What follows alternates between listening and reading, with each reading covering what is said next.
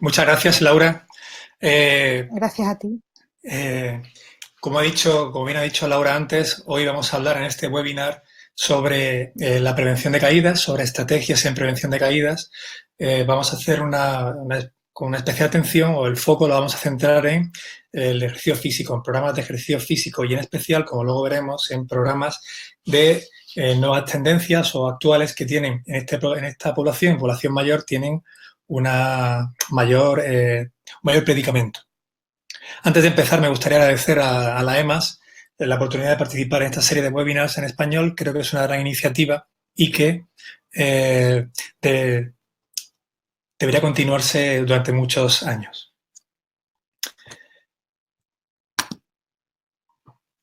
Vivimos en una sociedad envejecida, eso es un dato evidente.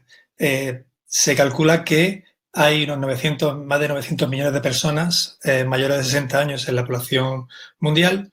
Esto supone un 12,3% de la población y se espera que para el año 2050 esta población sea mayor de 2.000 millones de personas. Por lo tanto, estamos hablando de un gran porcentaje de la población y hablamos de una sociedad envejecida que tiene una serie de preocupaciones, tiene una serie de problemas asociados, evidentemente. Uno de los problemas más citados en la literatura científica, en los trabajos publicados en los últimos 20, 30 años, es la presencia o el experimentar una caída que tiene una serie de definiciones clásicas desde la primera de Tinetti o de las primeras que se hicieron en los finales de los años 80 hasta la que hace la Red Europea de Prevención de Caídas, que la define como un evento inesperado en el que el participante va a parar o aparece en el suelo, piso o un nivel más bajo. Asociado o rodeando al fenómeno de una caída, encontramos una serie de datos importantes. Primero, tiene una alta incidencia en la población target de este seminario, de este webinar. En personas mayores de 65 años, la incidencia se calcula que está a nivel global entre el 28 y el 35% de personas que experimentan al menos una caída. Porcentaje que sube entre el 32, a la horquilla entre el 32 y el 42% en aquellos mayores de 70 años. Varían, por supuesto, en países. Un estudio realizado en 2008, hace ya 10 años, 11 años, en América Latina y el Caribe, determinó que esa incidencia variaba desde el 21,6% de Barbados al 34% de Chile. En España, en un estudio de hace 4 años, se concluyó que había una incidencia de un 28,4% en mayores de 64 años. Como he dicho antes, a las caídas se le asocian numerosos sucesos, numerosos eventos importantes. Por ejemplo, tiene unos altos costes económicos directos asociados directamente con el cuidado y atención médica que requieren este tipo de personas que experimentan una caída y sobre todo caídas con lesiones asociadas y por supuesto, costes indirectos, no solamente económicos, sino también sociales, por ejemplo, el entorno, la familia, etcétera. También tiene una alta morbilidad o morbimortalidad asociada. En torno a un 10 o un 15% se asocia a lesiones graves. Es decir, después de una caída, un 10 o un 15% experimenta lesiones graves vinculadas directamente a este fenómeno, a esta situación. Y se calcula que también en torno a 640.000 la incidencia anual es de 640.000 caídas mortales al año. Y por supuesto, a una caída, a la experiencia de una caída, incluso si no hay lesiones asociadas, se le asocia un alto índice de discapacidad a largo plazo y un declive funcional, principalmente vinculado o relacionado a la experiencia de sufrir otra caída, tener miedo a caerse, perder la confianza en el equilibrio a la hora de realizar actividades cotidianas, lo cual lleva a un ciclo vicioso que al final conlleva un declive funcional. En el estudio de los factores de riesgo de caídas hay varias clasificaciones o hay varios puntos de abordaje o de estudio. Yo he tomado uno un poco general en el cual he dividido en 4 grandes grupos los factores de riesgo de caídas, sacando fuera el que está demostrado que es el factor número 1, que se ha descrito por lo menos en la literatura, con el factor principal, que es la historia de caídas, el haber experimentado una caída previa. Entre otros factores que he agrupado aquí podemos ver los factores de tipo socioeconómico, entre lo que se encuentra un bajo nivel adquisitivo o de educación, una falta de recursos comunitarios, por supuesto factores ambientales, factores domiciliarios, la presencia de objetos de estructuras que puedan hacer tropezar o perder el equilibrio en la casa, la presencia de alfombras, de objetos en el suelo. Por supuesto, la estructura de los portales, de los edificios, de las calles, que estén en obras, que sean estrechas, que estén congeladas o heladas, perdón, o mojadas, la falta de iluminación, etcétera. Y luego quedan otros dos factores un poco más intrínsecos a las propias estrategias de caídas que nosotros desarrollamos. Por un lado, los factores biológicos que por naturaleza suelen ser no modificables, en este caso pues la edad, el género, la raza, en los que ahora ahondaremos, la presencia de enfermedades crónicas y en general el declive físico, afectivo o cognitivo. Y hago hincapié, dejo para el final, uno de los más importantes bajo nuestro punto de vista porque es relativamente fácil o es asequible al menos de abordar, es los hábitos y estilo de vida. Por supuesto, el consumo o la toma de medicamentos, el consumo de alcohol o de drogas, el calzado o ropa inadecuada y el sedentarismo. Un hábito de vida sedentario conlleva a un alto riesgo de caídas. Aquí lo marco en rojo y hago y pongo entre paréntesis, ojo al exceso de actividad física, porque como luego veremos, se ha demostrado, sobre todo en intervenciones de larga duración, en programas de ejercicio, que en personas vulnerables, personas ya o con fragilidad, o por lo menos en personas mayores, el exceso de actividad física conlleva un mayor riesgo de caídas y de otros problemas asociados. Así que hay que tener también en cuenta esta situación. Si ahondamos un poco en los factores de riesgo de caídas que hemos visto antes, hemos mencionado que algunos no eran modificables. Estos factores intrínsecos propios de cada sujeto y no modificables, pues se encuentran la raza. Hay que tenerlos en cuenta, por supuesto, a la hora de determinar un perfil de riesgo de caídas, pero no se pueden modificar, como digo. La edad, por ejemplo, está claro que un aumento, una edad avanzada se asocia a un mayor riesgo de caídas. Sobre el estudio de la raza, diversos trabajos han publicado que la raza, tanto los asiáticos como los afroamericanos mayores de 65 años, presentan un menor riesgo de caídas que los que tienen de raza blanca, y no existen diferencias entre los blancos hispanos y los no hispanos.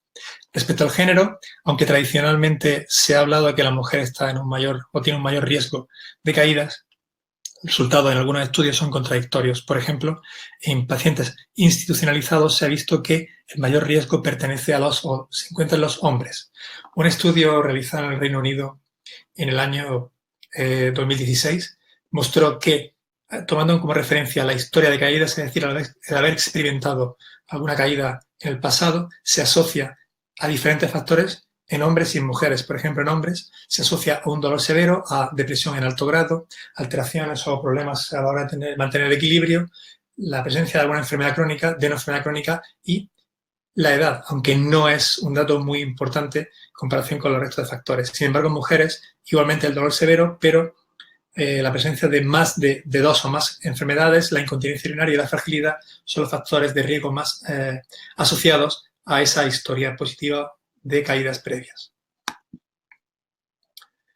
Si mencionamos muy de pasada, evidentemente, la asociación de algunas enfermedades crónicas con un aumento del riesgo de caídas avanzado, podemos ver cómo, por supuesto, las patologías del sistema nervioso central, las patologías o los procesos neurodegenerativos, los accidentes cerebrovasculares, se asocian evidentemente con un aumento del riesgo de caídas, al igual que se ha demostrado que la enfermedad pulmonar obstructiva crónica, por un lado, aumenta o se relaciona con un mayor número de alteraciones en el equilibrio y con alteraciones o problemas musculoesqueléticos, y por otro lado también se asocia con osteoporosis, lo cual puede llevar a un aumento de las fracturas, de fracturas asociadas a caídas. Y por supuesto enfermedades crónicas de tipo reumatológico o músculo esquelético. Dejo aparte la diabetes tipo 2 y las otras enfermedades que luego vamos a ver de naturaleza metabólica, porque cada vez tienen mayor presencia en esta sociedad, sobre todo en una sociedad con hábito de vida ligeramente sedentarios y dietéticos no muy saludables. Concretamente, la diabetes tipo 2 se ha demostrado que se asocia per se y con independencia de otros factores de riesgo con un mayor riesgo de caídas, también complicaciones asociadas con la diabetes, como puede ser la debilidad muscular, la neuropatía periférica, los problemas de neuropatía autonómica o retinopatía, problemas de visión asociados a la diabetes, también aumenta el riesgo de caídas. La medicación antidiabética mal regulada o mal controlada, que puede dar lugar o puede llevar a hipoglucemias, evidentemente también favorece el riesgo de caídas, y las comorbilidades asociadas en este tipo de pacientes, alteraciones cardíacas, fenómenos vasomotores o alteraciones hipertensivas, y por supuesto la obesidad y la sarcopenia favorecen también el riesgo de caídas. Menciono este último caso, la obesidad, dejo al final la obesidad y sarcopenia porque la vamos a analizar en las siguientes diapositivas. La sarcopenia en general, es una línea de investigación que llevamos desarrollando los últimos 4 años en el grupo CTS 026, grupo PAIDI, asociado a la Junta de Andalucía, uno de los grupos que tenemos en la Facultad de Ciencias de la Salud, y en el cual hemos estudiado pues, la sarcopenia y su asociación con varios indicadores de salud y sobre todo con el riesgo de caídas. La sarcopenia tradicionalmente se ha descrito como una pérdida de masa muscular asociada a la edad. Y tradicionalmente son varias las instituciones o los grupos de trabajo que los han estudiado, ya sea la Fundación de Institutos Nacionales de Salud o el Grupo Internacional de Trabajo de Sarcopenia, o como aquí remarco, el Grupo de Trabajo Europeo sobre Sarcopenia en Personas Mayores, cuya primera reunión se realizó en el año 2010 y la segunda se realizó justo el año pasado. Se ha publicado un artículo muy recientemente en la cual se establece un consenso a la hora de establecer los criterios diagnósticos, porque lo que empezó con un evento que se asociaba a una pérdida de masa muscular, se le han añadido otros criterios importantes como es la fuerza muscular disminuida o una disminución, también un descenso en la calidad o una disminución en la función física.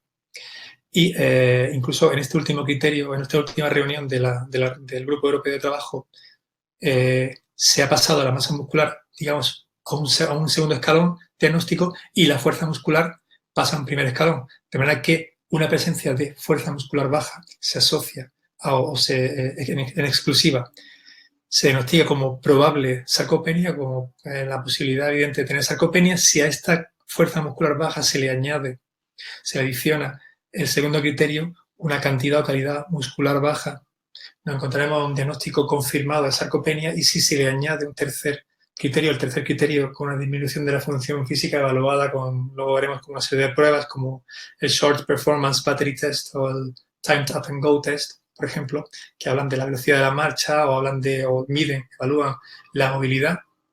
Si se añade, como digo, ese criterio, ya encontramos el diagnóstico de sarcopenia severa.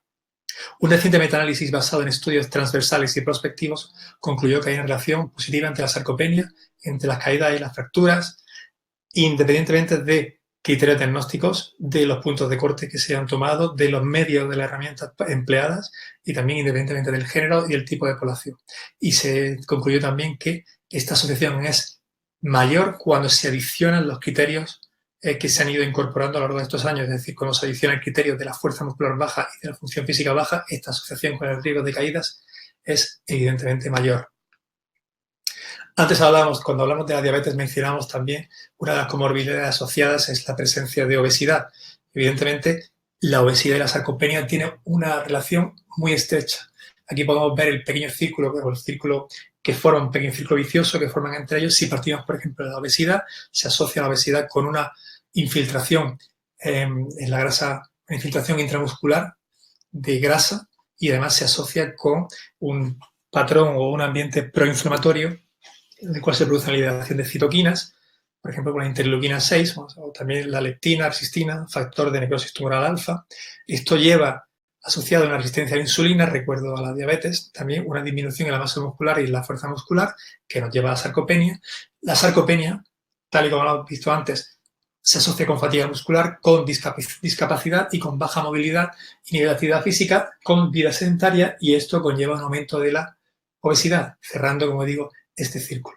Un estudio recientemente publicado en el año 2018 por nuestro grupo de investigación determinó una asociación independiente y clara entre la obesidad, evaluada en este caso con el índice de masa corporal, y la obesidad sarcopénica con un mayor miedo a caerse, uno de los factores más importantes de riesgo de caídas, evaluado en este caso con la escala Falls Efficacy Scale International. Además, existen otros factores de riesgo. Evidentemente, también hemos hablado de algunas patologías metabólicas. También se ha descrito a lo largo de estos años cómo el déficit de vitamina D es un factor importante de riesgo de caídas. Se ha demostrado que la expresión de receptores de vitamina D favorecen también la infiltración intramuscular, la infiltración grasa intramuscular, también favorecen ese ambiente proinflamatorio, lo que lleva, por un lado, a la inhibición de síntesis muscular de proteínas y, por otro lado, la presencia de un aumento de la apoptosis musculoesquelética, es decir, una destrucción, una pérdida de la masa muscular, una de las características además de la sarcopenia. Y, por otro lado, también parece que estimula la diferenciación de las células precursoras hacia adipocitos en vez de hacia miocitos, lo cual favorece la infiltración intramuscular. En estudios realizados en adultos mayores, estudios de tipo observacional, se ha visto una asociación positiva entre la vitamina D y la fuerza muscular y la velocidad de la marcha. Y también se ha demostrado que concentraciones séricas de vitamina D inferiores o de 25-hidroxivitamina D inferiores a 30 nanogramos por mililitro se asocian con problemas en el equilibrio, con problemas en la velocidad de la marcha y también con densidad mineral ósea baja y debilidad muscular. Y se ha determinado que es importante mantener las concentraciones mínimas de vitamina D por encima de los 30 nanogramos por mililitro para evitar un mayor riesgo de caídas y de las consecuencias asociadas, especialmente en personas con fragilidad o personas en grupos de riesgo.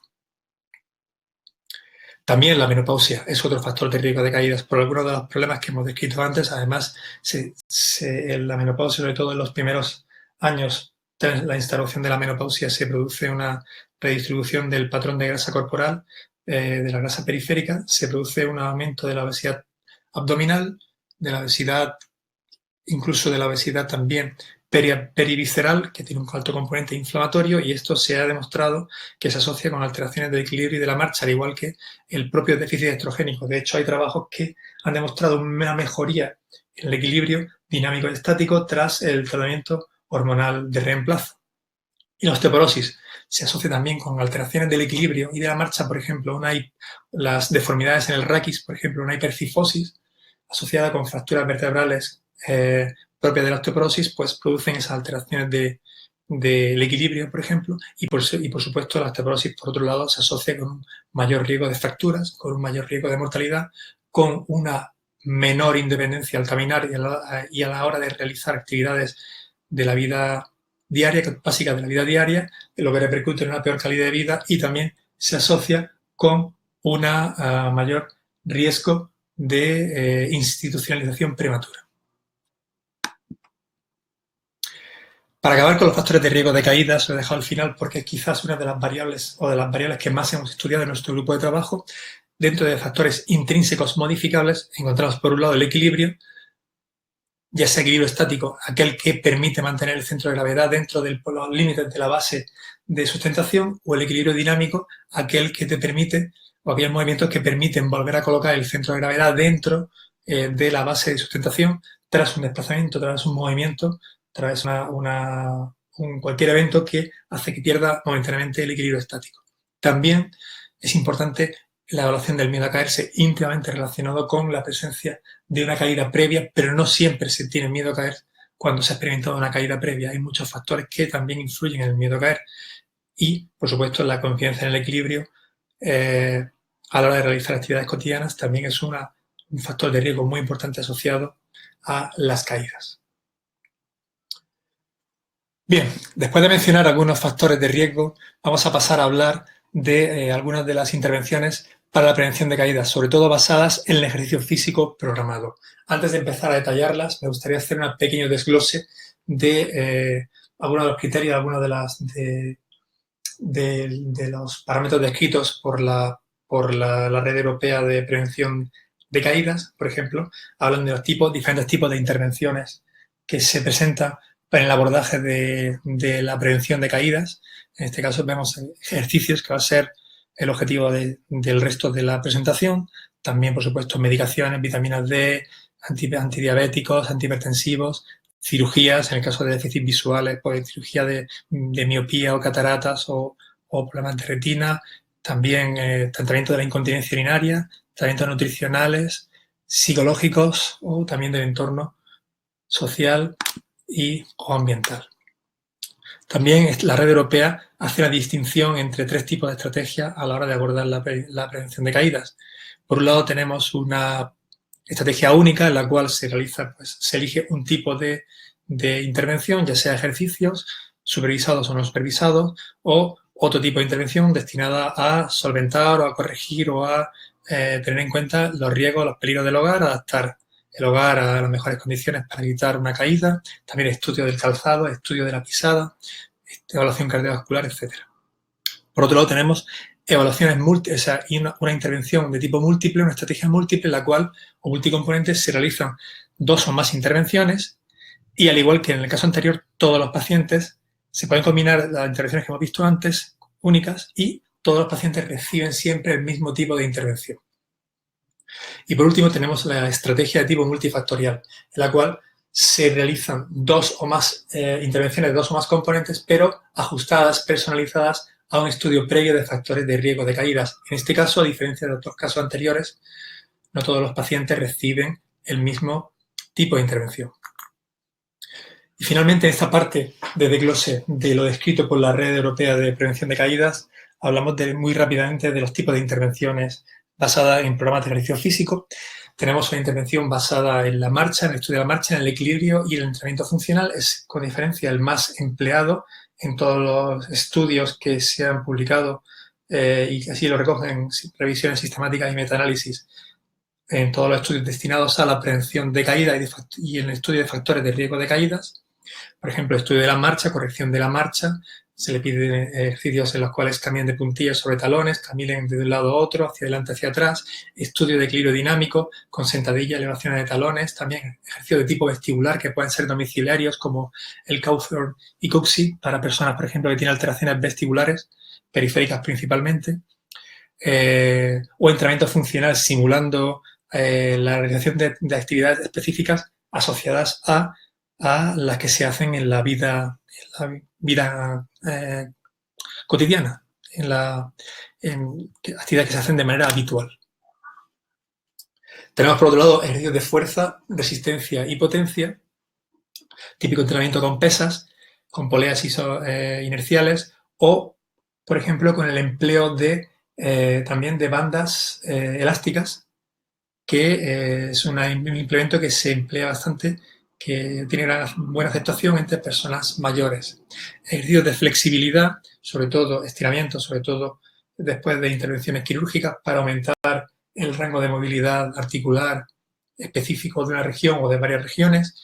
Y también tenemos entrenamientos o programas de ejercicio en tres dimensiones, aquellos que engloban movimientos de manera controlada, fluida y repetitiva a través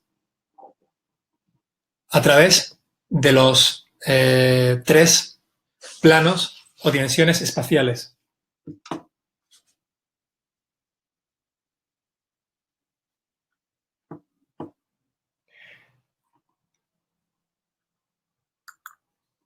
A ver, ¿se me oye ahora?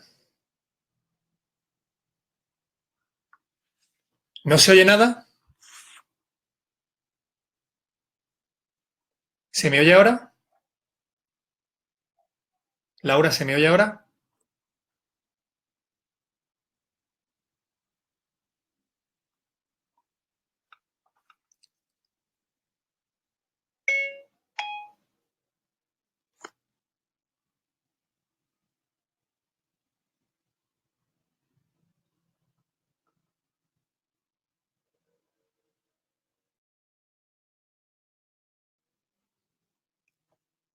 ¿Ahora me oye, Laura? ¿Se me oye?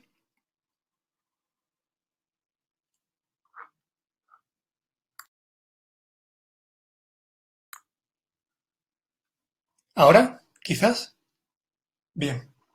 Continuamos y acabamos con los diferentes tipos de ejercicios descritos por la Red Europea de Prevención de Caídas. Nos encontramos ante los ejercicios basados en actividad física general, por ejemplo, caminar a un ritmo normal, caminar actividades de ocio, como puede ser cuidar el jardín, labores de carpintería, etcétera.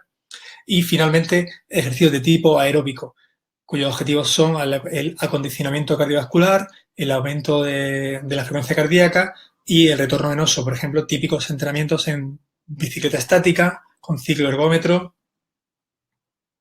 con tapiz rodante, con remo, por ejemplo, caminar a paso ligero, a un ritmo más elevado que los tipos de ejercicios de actividad física general.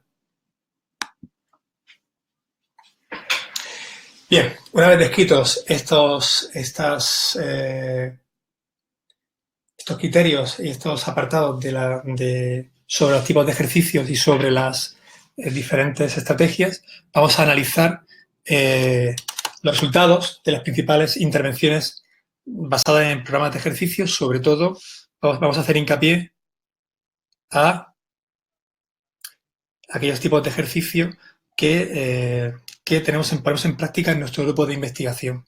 El grupo de investigación, como he dicho antes, CTS 026. Antes que nada, me gustaría mencionar los resultados obtenidos en una revisión sistemática reciente, publicada hace un par de meses, en la base de datos Cochrane, en la cual analizaron, por un lado, los efectos del ejercicio comparados con un grupo control y luego, aparte, los diferentes tipos de ejercicio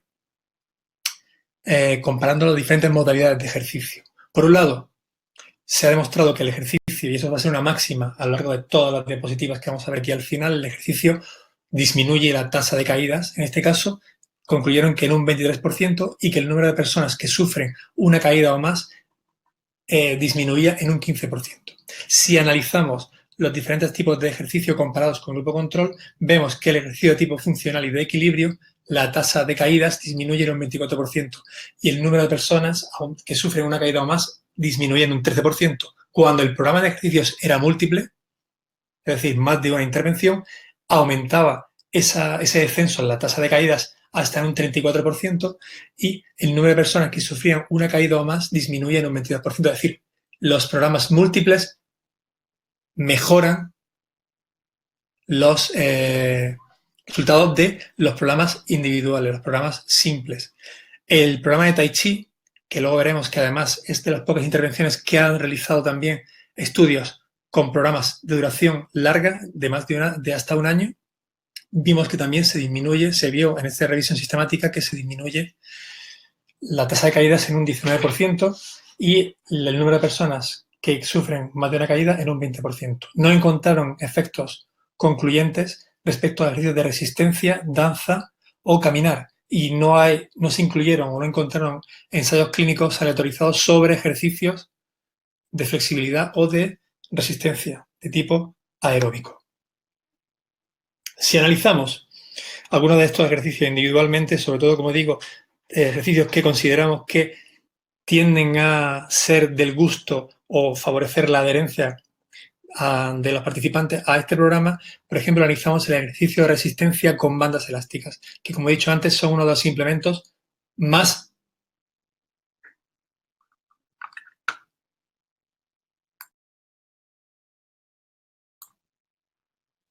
¿Se escucha ahora? ¿Se escucha ahora? Bien, como digo, las bandas elásticas son uno de los implementos más eficaces para los ejercicios de resistencia, ya que son adecuados para el fortalecimiento muscular de personas mayores. Y un metaanálisis realizado en el año 2017 vieron que los programas de ejercicio con bandas elásticas favorecían la movilidad, evaluada en este caso con el Time, Touch and Go Test, y el equilibrio estático y la flexibilidad, evaluadas con el One Leg Standing Test y el Functional Bridge Test. Sin embargo, la movilidad general con el Time, Touch and Go Test no mejoraba, no encontraba resultados significativos. ¿Se escucha ahora? Perdonen, parece que está habiendo algunos problemas en la audición. ¿Se escucha?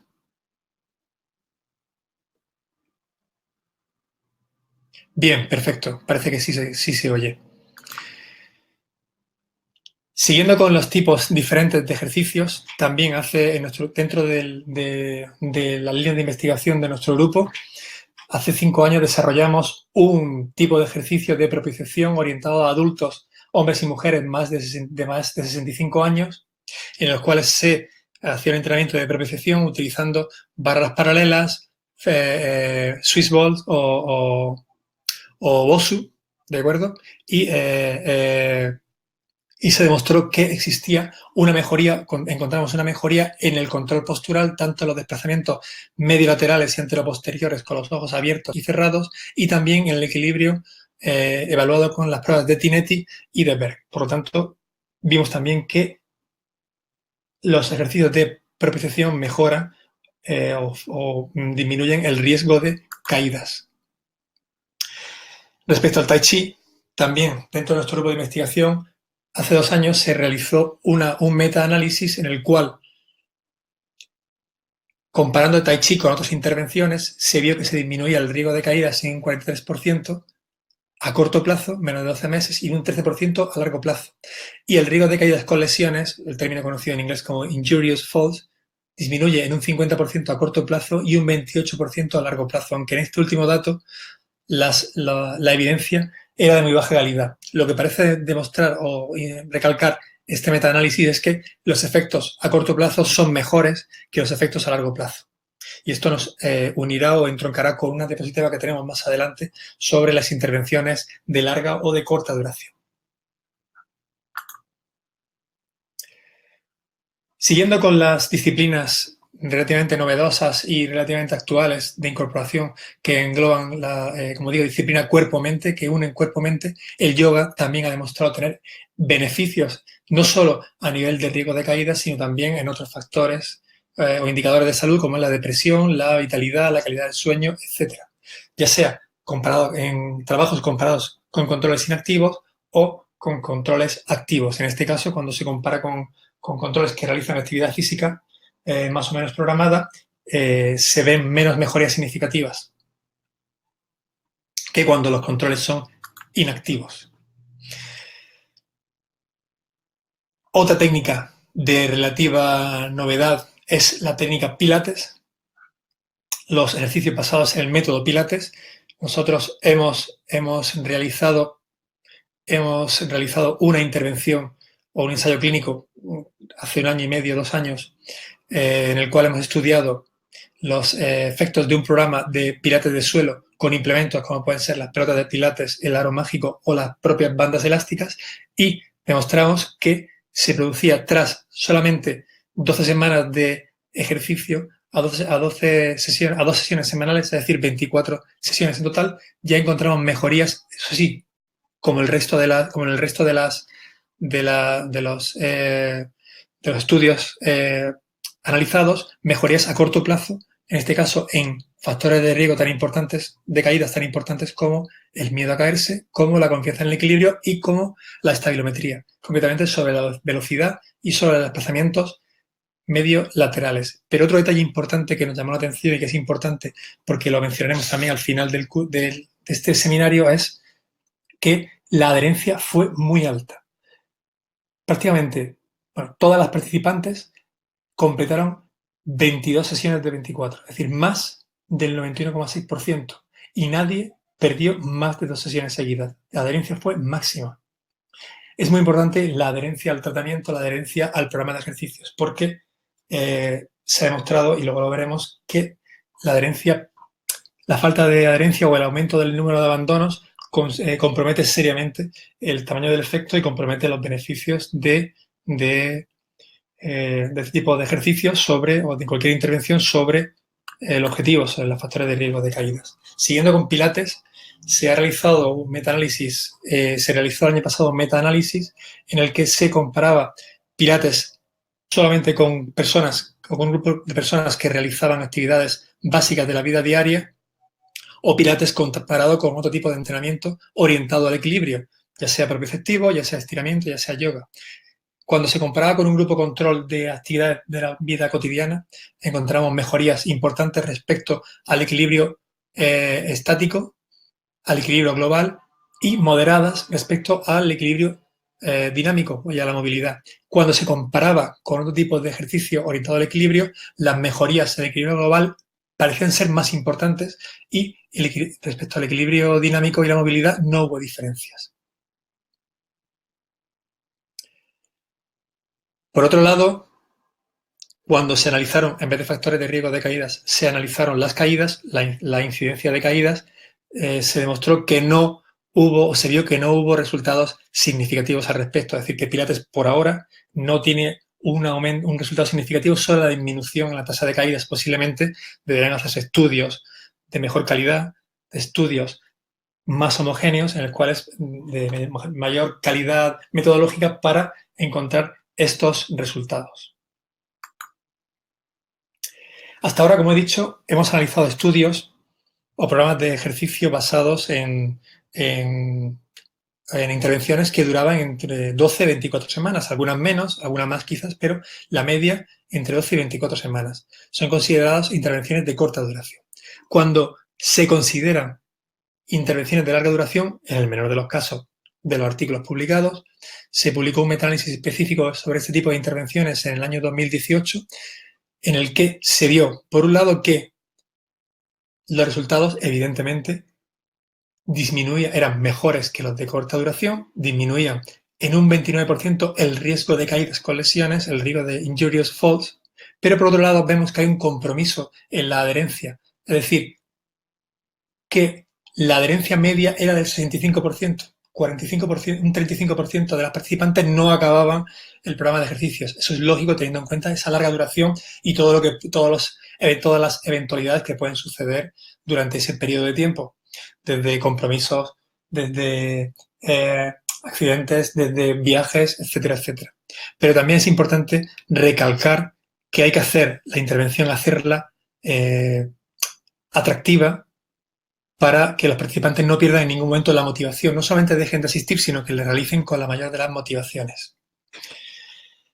También se calculó en este tipo de intervenciones que la frecuencia óptima está en torno a 2 o 3 días por semana, igual que las intervenciones de corta duración, y se vio que una frecuencia mayor de 2 semanas aumenta el riesgo de caída y probablemente de efectos adversos. Aquí no se cumple esa máxima de cuanto más ejercicio mejor, al menos en poblaciones vulnerables, como puede ser el población objeto de esta charla, de este seminario. Y cuando se analizan los efectos a largo plazo, porque hasta ahora se han analizado los efectos a corto plazo, se ha visto que, en general, a largo plazo se reducen las caídas con cualquier tipo de ejercicio en un 21% y la probabilidad de sufrir una caída tras 12 meses, a los 12 meses de acabar la intervención, se redujo en un 17%. Ahora, otro detalle importante, quizás me importa más que esos resultados previamente dichos, es que se calcula que para obtener una tasa importante de una disminución en la tasa de caídas importante, las intervenciones deben ser mayores de 6 meses. Se ve que cuando las intervenciones son menores de 6 meses, los efectos a largo plazo no son tan importantes. Es un punto de corte a tener en cuenta a la hora de analizar esto. Hemos hablado mucho de la adherencia.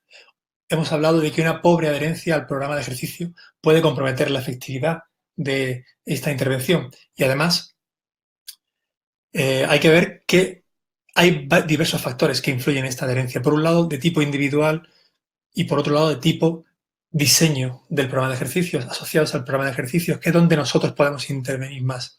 Hay que hacerlo, como he dicho antes, atractivo, explicarlo de una manera clara, fomentar la participación y, en cierta manera, la competición, la competitividad y alcanzar metas para ir superándose. Es decir, hay que hacerlo de una manera que la gente no pierda, que los participantes no pierdan en ningún momento el ánimo o la ilusión. Por supuesto, también fomentar una labor de grupo que les motive a ir una tras otra a las sesiones del programa de ejercicios. Se ha visto que unos niveles de adherencia superiores al 80% son necesarios para obtener un aumento en la reducción del riesgo de caídas. Y se ha demostrado que hay una relación inversa entre el nivel de abandonos y el tamaño del efecto obtenido en los resultados a nivel de estas intervenciones. Para acabar, me gustaría mencionar 2 tipos de ejercicios que no están recogidos realmente en la Red Europea de Prevención de Caídas. En el caso, tienen un apartado que es otros ejercicios en los cuales podríamos incluirlos. Uno de ellos son los programas domiciliarios, basados principalmente en un proceso detallado de selección de factores de riesgo de caídas, en los cuales cada participante tiene un programa individualizado que se va modificando de acuerdo a los progresos y las necesidades. Tenemos el Otago Exercise Program, que es el más habitual, el más estudiado, también el Life Program, Exercise Plus Program, y los resultados son muy buenos a nivel de equilibrio, de fuerza en miembros inferiores, función y actividad física, aunque no se han demostrado beneficios sobre las fracturas, y sobre las lesiones asociadas. Y me gustaría acabar con un tipo de ejercicios basados en las técnicas, en la tecnología, basados en los medios más modernos, basados, por ejemplo, en los exergames, en el ejercicio a través de videojuegos. Todo el mundo ha visto una consola de videojuegos con sensores de movimiento, la plataforma Wii, por ejemplo, y estos tienen una serie de ventajas evidentes que también se pueden convertir a su vez en inconvenientes. Por ejemplo, las ventajas de estos exergames es que hacen la intervención más atractiva, evitan la monotonía, fomentan la superación por etapas, por achievements, ir alcanzando cada vez más metas, ¿de acuerdo? Y también puedes interaccionar potenciando habilidades motoras y cognitivas, ¿de acuerdo? Y también, por supuesto, tienen una mayor accesibilidad. Lo puedes realizar en tu domicilio, solo o en compañía de otras personas. Estas mismas ventajas se pueden tornar en inconvenientes, por ejemplo.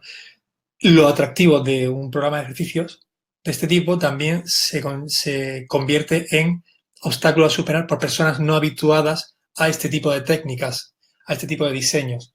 Y por otro lado, el hecho de que se pueda realizar en la casa también conlleva a hacer pequeñas trampas. Por ejemplo, se limita mucho el tiempo de actividad física y luego el cogerle, si me permite la expresión, el truquillo a los sensores que hacen que con un pequeño golpe de muñeca se pueda realizar el movimiento igual que si lo realizaras con el cuerpo entero, por lo que al final tienden a realizarlo en posiciones mal, o no, la técnica no se ejecuta bien o directamente lo hacen sentado desde el sofá.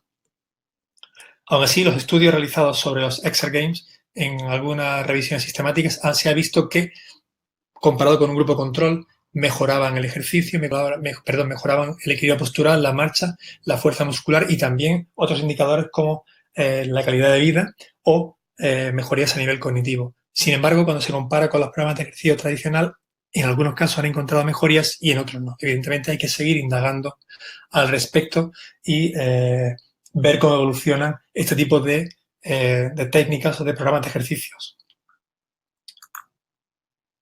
Para concluir, decir que el ejercicio en general, como hemos visto en todas sus modalidades, produce efectos beneficiosos a nivel de múltiples indicadores de salud, pero en este caso produce efectos beneficiosos sobre factores de riesgo de caídas y sobre la tasa de caídas, sobre la incidencia de caídas. Los ejercicios de tipo funcional y de equilibrio son los más empleados hasta la actualidad. Hay un auge en los últimos años de los ejercicios que combinan cuerpo y mente, yoga, pilates, tai chi. Generalmente, la mayor parte de los programas de ejercicio son de corta duración, entre 12 y 24 semanas. La frecuencia habitual suelen ser de 2 o 3 veces a la semana. La mayor parte de los estudios analiza los efectos a corto plazo. Cuando se analizan los efectos a largo plazo, hay que tener en cuenta que se ha visto que una duración inferior a 6 meses puede no ser efectiva, que los programas de larga duración producen más beneficios, pero tienen el inconveniente de los problemas de adherencia y se ha visto también que una frecuencia superior a 3 veces por semana puede asociarse con el efecto contrario, con un mayor riesgo de caídas y otros problemas asociados, y que los programas deben ser atractivos, facilitar la participación. Una pobre adherencia puede comprometer la efectividad de la intervención. Finalmente, quiero acabar con esa bandera sobre las nuevas tendencias, sobre los exergames y las nuevas tecnologías que están creciendo y cómo en un futuro pueden ser muy importantes a la hora de facilitar el desarrollo de esos programas de ejercicio para la prevención de caídas. Muchas gracias por su atención, muchas gracias a los asistentes y si hay alguna pregunta intentaremos contestarla, si hay tiempo, claro.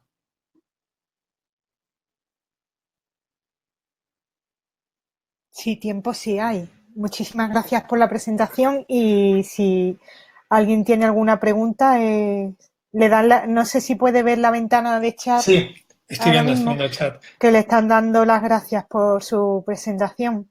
Sí, pues la verdad que me gustaría darle las gracias por sus comentarios tanto al doctor Aybar, al doctor Cruz, a la futura doctora Carmen Carcelén y a Sonia Castillo por sus bonitos comentarios.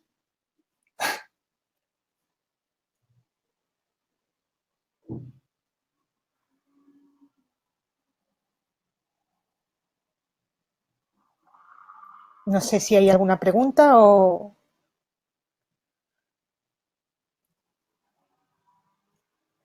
¿Hay alguien conectado desde fuera de Europa? Creo que no. No, ¿verdad? Mm. No.